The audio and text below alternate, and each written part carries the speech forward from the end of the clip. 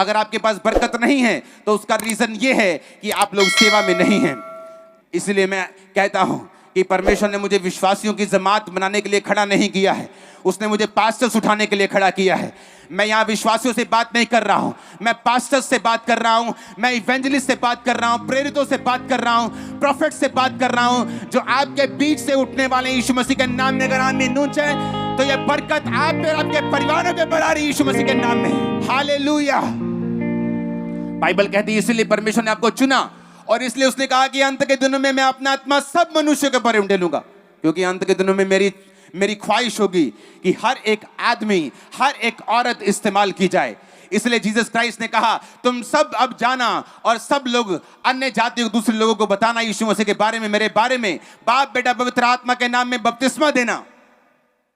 बाप बेटा पवित्र आत्मा के नाम में बपतिस्मा देने का मतलब क्या है?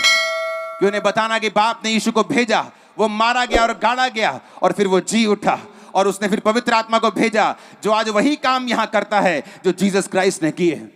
अगर आप सेवा में नहीं हैं, आप पाप में हैं, तो मैं आपको बताना चाहता हूं शैतान आपको खराब करना चाहता है, वो आपको तबाह करना चाहता है। वो चाहता है कि आप स्ट्रगल करें, वो ये चाहता है आप कर्ज में रहें, वो ये चाहता है आप बीमार रहें, वो ये चाहता है आप पूंछ बन के रहें, क्योंकि वो नहीं चाहता परमेश्वर का वायदा आपकी जिंदगी से पूरा हो। क्योंकि जिस दिन आपने परमेश्वर की सेवा करने का फैसला कर लिया, आपने जीसस क्राइस्ट के बारे में बताना शुरू कर दिया, आपने प्रचार करना शुरू कर दिया, परमेश्वर का वचन कहता है उत्तम से उत्तम चीजें आपके परिवार में आना शुरू होंगी। उत्तम आपका परिवार होगा, आपका पार्टनर होगा, उत्तम आपका फाइनेंस होगा, उत्तम आपका कैरियर होगा, उत्तम आपकी सेहत होगी, उत्तम आपकी सेवकाई होगी, उत्तम आपका परिवार होगा। आमीन। मेरे को ऊंचे वाला चाहिए। आप तैयार है उसकी सेवा करने के लिए? मैंने कहा क्या आप तैयार है उसकी सेवा करने के लिए? बाइबल कहती है अय्यूब उसकी सेवकाई को करने वाला इंसान था। जब हम वचन पढ़ते हैं उनको लगता है ये एक अमीर इंसान की परमेश्वर बात कर रहा है, लेकिन वो अमीर ऐसे ही नहीं हुआ। जब एक चर्च में 30 भेड़े होती हैं, रूहें होती, लोग होते हैं, अगर उनको अच्छी खुराक मिले तो भेड़े भेड़ों को जन्म देती हैं। अगर उनको अच्छी खुराक ना मिले वो भेड़े बांझ रह जाती हैं।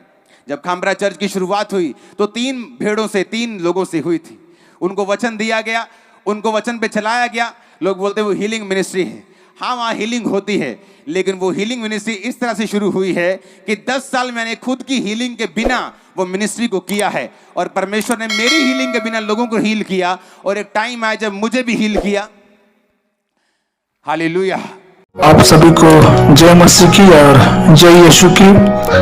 मेरे प्यारे भाइयों और बहनों, मैं इस नए वीडियो में आपका फिर से स्वागत करता हूं। मैं प्रभु को धन्यवाद देता हूं इस नए समय के लिए जो उसने हम सबको दिखाया है। आइए हम वचन को देखेंगे।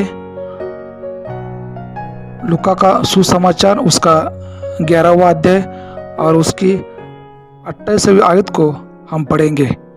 Luke chapter 11 and words 28। उसमें लिखा है, धन्य वे हैं जो परमेश्वर का वचन सुनते और मानते हैं। जंगल में अपने पिता के साथ शिकार करते समय एक छोटा लड़का को कहा गया था कि वह जहाँ था वही जमे रहे। लड़के ने ठीक वैसा ही किया जैसा उसके पिता ने उसे बताया। अगर उसने अवज्ञा की होती तो वह एक घातक सांप के रास्ते में अपना कदम रखता था। कई बार हमें हमारे आध्यात्मिक जीवन में परमेश्वर की आवाज़ सुनाई देती है। वे हमें चेतावनी देते हैं, हमें डांटते हैं और उनके वचन के द्वारा हमें सुधारने की कोशिश करते हैं। लेकिन कितनी बार हमने उनका नज़रअंदाज किया है और हमारे दिल की इच्छाओं का पालन किया है। कितनी बार हमने दुनिया के और तरीकों को हमें बिगाड़ने दिया है। इतना ही नहीं, यहाँ तक कि उनकी आज्ञाओं के प्रति हमारी अवज्ञा के लिए हम बहाने भी बनाते हैं। कभी कभी हम मानते हैं, लेकिन लंबे समय के बाद ही इस कहानी में लड़के ने तुरंत अपने पिता की बात मानी। क्या उसे उसकी आज्ञाकारिता के लिए पुरस्कृत किया गया था? हाँ, बिल्कुल, और वह बहुत आभारी था। हमारे स्वर्गीय पिता प्रभु की वाणी का तुरंत पालन करना हमारे लिए बहुत से महान प्रतिफल लाते हैं। सबसे पहले जब हम उनकी आज्ञा मानते हैं तो वे हमसे प्यार करते हैं। ऐसा यूहन्ना 14:21 में लिखा है। यह स्वाभाविक नहीं है कि एक माँ वह बच्चा जो हमेशा विद्रोही होता है उसकी तुलना में वह बच्चा जो हमेशा उसकी बात मानता है उससे प्यार करती है। उसी तरह यहोवा उन लोगों से प्यार करते हैं जो उनकी आज्ञा तुरंत मानते हैं।